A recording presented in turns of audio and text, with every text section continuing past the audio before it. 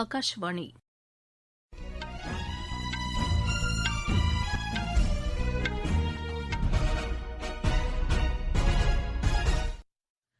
செய்திகள் வாசிப்பவர் வடிவழகி கபிலன். தலைப்புச் செய்திகள்: ராணி இரண்டாம் எலிசபெத்தின் இறுதிச் சடங்கு நிகழ்ச்சிகள் இங்கிலாந்தில் இன்று நடைபெறுகின்றன. குடியரசுத் தலைவர் திருமதி திரௌபதி முர்மு இந்தியாவின் சார்பில் பங்கேற்றுள்ளார்.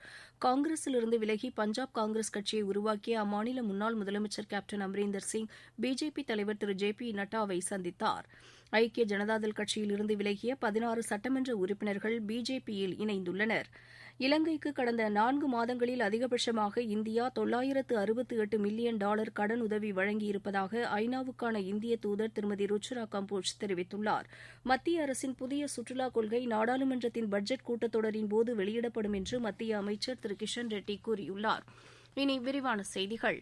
ராணி இரண்டாம் எலிசபெத்தின் இறுதிச் சடங்கு நிகழ்ச்சிகள் இங்கிலாந்தில் இன்று நடைபெறுகின்றன. அமெரிக்க அதிபர் திரு ஜோ பைடன், பிரான்ஸ் அதிபர் திரு இமானுவேல் மெக்ரான், கனடா பிரதமர் திரு ஜஸ்டின் ட்ரூடோ, ஐரோப்பிய நாடுகளின் அரச குடும்பத்தினர், ஜப்பான் பேரரசர், ஐக்கிய அரபு நாடுகளைச் சேர்ந்த தலைவர்கள் ராணி எலிசபெத் உடலுக்கு நேற்று இறுதி அஞ்சலி செலுத்தினர்.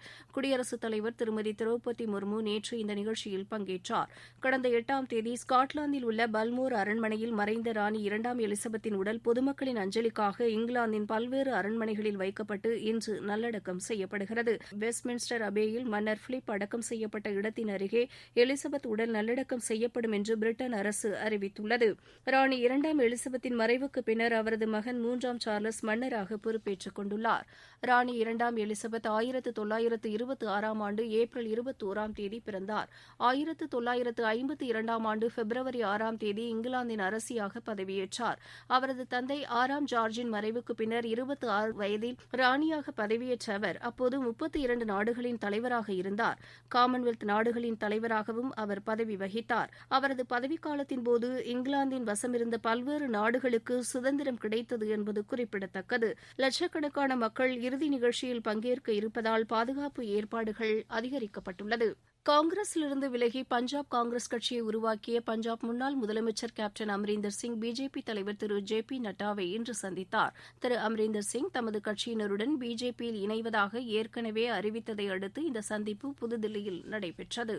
தாத்ரா மற்றும் நாகர் ஹவேலி, டாமன் மற்றும் டையூ யூனியன் பிரதேசங்களில் உள்ள ஐக்கிய ஜனதாதள் கட்சியைச் சேர்ந்த 16 பேரவை உறுப்பினர்கள் பிஜேபியில் இணைந்துள்ளனர். பீகாரில் ராஷ்டிரிய ஜனதாதள் கட்சியுடன் ஐக்கிய ஜனதாதள் கட்சி கூட்டணி வைத்திருப்பதால் கட்சியினர் அதிருப்தியில் உள்ளதாகவும் செயல்பாடுகளை கண்டித்து கட்சியை விட்டு வெளியேறியிருப்பதாகவும் பிஜேபி கூறியுள்ளது. முன்னதாக மணிப்பூரில் உள்ள 5 ஐக்கிய ஜனதாதள் கட்சியின் சட்டப்பேரவை உறுப்பினர்கள் பிஜேபியுடன் இணைந்துள்ளனர் என்பது குறிப்பிடத்தக்கது. அருணாச்சல் பிரதேசத்தில் ஒரு ஐக்கிய ஜனதாதள் சட்டமன்ற உறுப்பினர் பிஜேபியில் இணைந்துள்ளார். அகில இந்திய வானொலியின் 75 ஆண்டுகால பயணத்தில் மக்களுக்கு அளித்து வரும் சேவையில் அரசின் சாதனைகள் குறித்த தொகுப்புகள் இடம்பெறுகின்றன. இன்றைய தொகுப்பில் இடம்பெறுவது வட இந்திய மாநிலங்களின் வளர்ச்சி பற்றியதாகும்.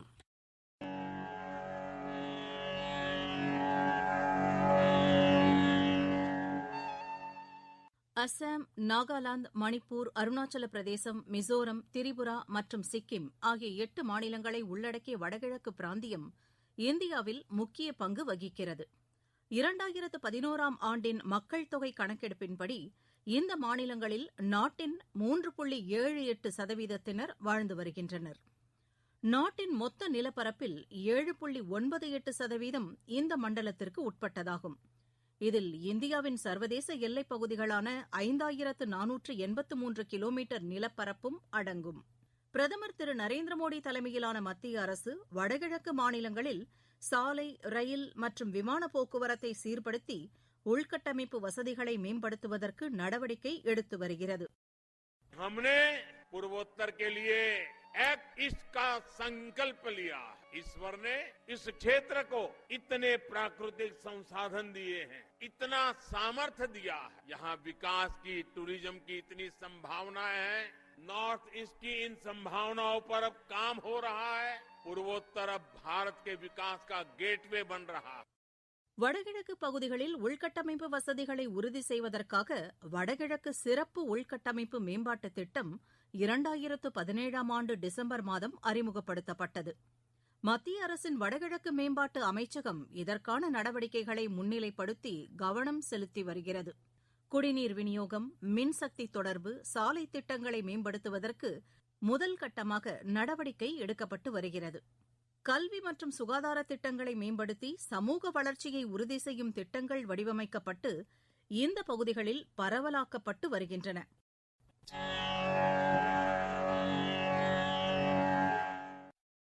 அகில இந்திய வானொலியின் இந்த சிறப்பு தொகுப்பு ஒலிபரப்புகளை எமது சமூக வலைதளங்களிலும் காணலாம். நீங்கள் கேட்டுக்கொண்டிருப்பது ஆகாஷவாணியின் செய்தி அறிக்கை.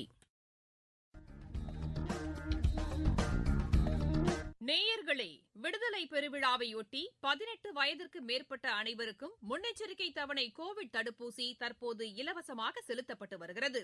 தகுதி வாய்ந்த அனைவரும் தடுப்பூசியை செலுத்திக் கொள்வோம். கோவிட் தொற்றுக்கு எதிரான நடவடிக்கைகளுக்கு வலு சேர்ப்போம். பொருளாதார சிக்கல் காரணமாக இலங்கையில் ஏற்பட்டுள்ள நெருக்கடி தொடர்ந்து நீடித்து வரும் நிலையில் சீனாவை விட இந்திய அரசு அதிக அளவில் கடன் அளித்துள்ளதாக ஆய்வுகள் தெரிவிக்கின்றன. கடந்த 4 மாதங்களில் 968 மில்லியன் அமெரிக்க டாலர் கடன் உதவியை இந்தியா வழங்கியுள்ளது. கடந்த 5 ஆண்டுகளில் சீனாவிடம் பெற்ற கடன் காரணமாக பாதிப்புக்கு உள்ளான இலங்கையில் நிலைமை சீரடைவதற்காக ஐநா உள்ளிட்ட அமைப்புகள் நடவடிக்கை எடுத்து வருகின்றன. 2021ஆம் ஆண்டு ஆசிய வளர்ச்சி வங்கி 610 மில்லியன் டாலர் கடன் உதவியை வழங்கியது. இந்தியா இதுவரை உணவு மற்றும் பொருளாதார உதவியாக 4 பில்லியன் டாலர் வழங்கியிருப்பதாக ஐநாவுக்கான இந்தியாவின் நிரந்தர தூதர் திருமதி ருச்சுரா கம்போஜ் தெரிவித்துள்ளார். ஆகஸ்ட் 22ஆம் தேதி இந்தியாவிலிருந்து 21,000 டன் உரங்கள் இலங்கைக்கு வழங்கப்பட்டன. இலங்கையில் ஏற்பட்டுள்ள உணவு மற்றும் எரிபொருள் நெருக்கடியை சமாளிப்பதற்கு அதிக அளவு உதவி செய்து வருவதாக திருமதி ருச்சுரா கம்போஜ் தெரிவித்துள்ளார்.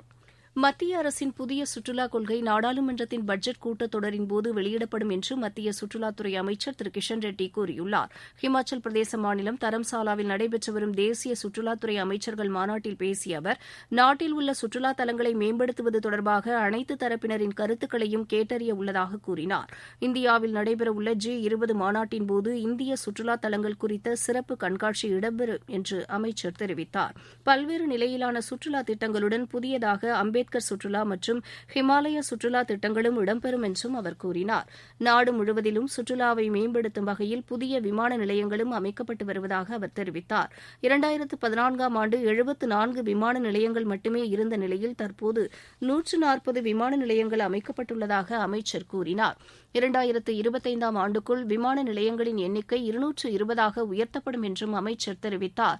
வெளிநாடுகளில் வாழும் இந்தியர்கள் குறைந்தது 5 வெளிநாட்டு சுற்றுலா பயணிகளையாவது இந்தியாவில் சுற்றுலா மேற்கொள்ள உற்சாகப்படுத்த வேண்டும் என்று பிரதமர் கூறியிருப்பதை அவர் சுட்டிக்காட்டினார். மாநிலங்களில் உள்ள சுற்றுலா தலங்களை பிரபலப்படுத்துவதற்கு நடவடிக்கை எடுக்கப்படும் என்று கூறிய திரு கிஷன் ரெட்டி, அனைத்தையும் உள்ளடக்கிய புதிய கொள்கை வெளியிடப்படும் என்றார். பிரதமர் திரு நரேந்திர மோடி தலைமையில் மத்திய அரசின் மருத்துவ காப்பீட்டுத் திட்டம் வெற்றிகரமாக செயல்படுத்தப்பட்டு வருவதாக மத்திய சுகாதாரத்துறை அமைச்சர் திரு மன்சுக் மாண்டவியா கூறியுள்ளார். இது தொடர்பாக டுவிட்டரில் பதிவிட்டுள்ள அவர், 2013-14ஆம் ஆண்டில் இருந்த அரசு மருத்துவ காப்பீட்டிற்கான செலவினம் 167% உயர்ந்திருப்பதாக சுட்டிக்காட்டினார். அனைவருக்கும் ஆரோக்கியம் என்ற அடிப்படையில் அரசு செயல்பட்டு வருவதாக அமைச்சர் குறிப்பிட்டார். வடகிழக்கு பகுதியில் உள்ள எல்லை பிரச்சினை தொடர்பாக மத்திய அரசு நடவடிக்கை எடுத்து வருவதாக உள்துறை அமைச்சகம் தெரிவித்துள்ளது. அசாம் மாநில எல்லையை பகிர்ந்து கொள்ளும் அருணாச்சல் பிரதேசம், மேகாலயா மற்றும் மிசோரம் மாநிலங்களுக்கிடையே உள்ள பிரச்சினைகளுக்கும் தீர்வு காணப்பட்டு வருவதாக அசாம் மாநில அரசு கூறியுள்ளது. அசாம், மேகாலயா இடையே உள்ள சர்ச்சைகளையும் முடிவுக்கு கொண்டுவர இரு மாநில அரசுகளும் ஆலோசனையில் ஈடுபட்டுள்ளதாக எமது செய்தியாளர் தெரிவிக்கிறார். சுமார் 885 கிலோமீட்டர் தொலைவிலான பகுதிகளை இரு மாநிலங்களும் பகிர்ந்து கொண்டுள்ளன. அசாம், அருணாச்சல் பிரதேசத்திற்கு இடையேயான பிரச்சினைகளுக்கு தீர்வு காண 12 மண்டல குழுக்கள் உருவாக்கப்பட்டுள்ளன. இந்த இரு மாநிலங்களும் 804 கிலோமீட்டர் தொலைவிலான பகுதியை பகிர்ந்து கொண்டுள்ளன என்பது குறிப்பிடத்தக்கது. உத்தரப்பிரதேச மாநில சட்டப்பேரவையின் மழைக்கால கூட்டத்தொடர் இன்று தொடங்கியது. செப்டம்பர் மாதம் 22ஆம் தேதி பெண் உறுப்பினர்களுக்கான சிறப்பு தினமாக கொண்டாடப்படும் என்று அம்மாநில முதலமைச்சர் யோகி ஆதித்யநாத் அறிவித்துள்ளார். கார்கில் சர்வதேச தொடர் ஓட்டம் இன்று அந்நகரில் தொடங்கியது. 42 கிலோமீட்டர் தொலைவிலான இந்த மாரத்தான் ஓட்டத்தை ராணுவ தளபதி ஜெனரல் மனோஜ் பாண்டே கொடியசைத்து தொடங்கி வைத்தார். 2000 வீரர்கள் இந்த ஓட்டத்தில் பங்கேற்றுள்ளனர். மீண்டும் தலைப்புச் செய்திகள். ராணி 2ஆம் எலிசபெத்தின் இறுதிச் சடங்கு நிகழ்ச்சிகள் இங்கிலாந்தில் இன்று நடைபெறுகின்றன. குடியரசுத் தலைவர் திருமதி திரௌபதி முர்மு இந்தியாவின் சார்பில் பங்கேற்றுள்ளார். காங்கிரசிலிருந்து விலகி பஞ்சாப் காங்கிரஸ் கட்சியை உருவாக்கிய அம்மாநில முன்னாள் முதலமைச்சர் கேப்டன் அமரீந்தர் சிங் பிஜேபி தலைவர் திரு JP நட்டாவை இன்று சந்தித்தார். ஐக்கிய ஜனதாதள் கட்சியிலிருந்து விலகிய 16 சட்டமன்ற உறுப்பினர்கள் பிஜேபியில் இணைந்துள்ளனர்.